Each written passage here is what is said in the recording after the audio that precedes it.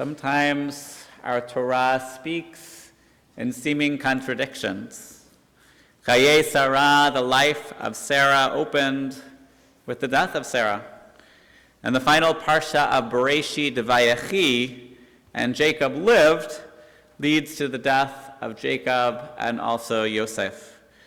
And father and son, though, have significant time with their families, ending with blessings and promises and personal words for each of their children, and both request that they be buried not in Egypt, but in their homeland, Israel. Vayevarech et Yosef, and he blessed Joseph, saying, Asher hitalchu avotai lefanai, the God who walked in the ways of my fathers, Avraham v'Yitzhak, Elohim, the God, haroeh oti, who was my shepherd, meodi ad hayom hazeh, from my birth until this moment, Hamalach hagoal oti, the angel who has redeemed me from all harm, bless these lads, and them may my name be recalled in the names of my fathers, Avram and Yitzhak, and may they be teeming multitudes upon this earth. Hamalach hagoel oti, Hamalach hagoel oti mikora, Yevarech et hane'arim mikarevem shemi. V'shem avotai, Avraham v'Yitzhak v'Yinhu v'kerev haaretz. If you are to look online at that verse, Bereshit 48:16, you will find not one but hundreds, thousands of hits on YouTube of the melody I sang and others. The Maccabees turned into a different lullaby. Oftentimes, it is sung to children. And when our girls were younger, every night we'd tuck them in and we'd sing Hamalach Hagoel and we'd sing Shema. Now they're a little older, bedtime's more complicated. And when we sing to our children or our grandchildren, to our loved ones, when we bless them, what are we trying to do? On a certain level, we are creating moments. We're creating memories, time to connect with one another. And we know that music can affect us, can change us in ways that words alone cannot. When we hear a familiar melody, we're often transported in time to a specific memory. Now, how many of you have sung this line wrong? He says, "Son, can you play me a memory? I'm not really sure how it goes, but it's sad and it's sweet and I knew it complete when I wore a younger man's clothes." How many people thought that word is melody? How many people knew that it's memory? The two words, melody and memory, are intertwined. When I was younger, I'd often be listening to CDs, remember those? When I was reading a book.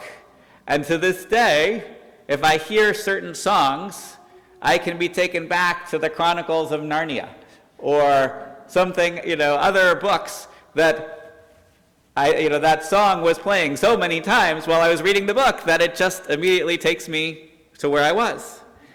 And it's in this week's Parsha, when Jacob and Joseph bless their children, what are they doing? They're teaching them the values that are important to them. They are trying to impart one more time in these last moments the lessons that they feel are the most vital, the most life-affirming, the most essential to ensuring the next generation of Judaism, that their Jewish legacy is secure. And the lessons they teach are ones that are as relevant to us today as they were millennia ago.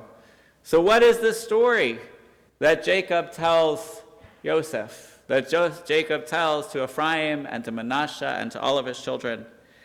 that there was an angel, Hamalach Hagoaloti, a God, a presence that brought me and redeemed me from harm. And bless this next generation, and may they be called by my name, and Jacob, Israel, and by the name of their fathers, of my fathers, Abraham and Isaac, and may they be a multitude upon the earth.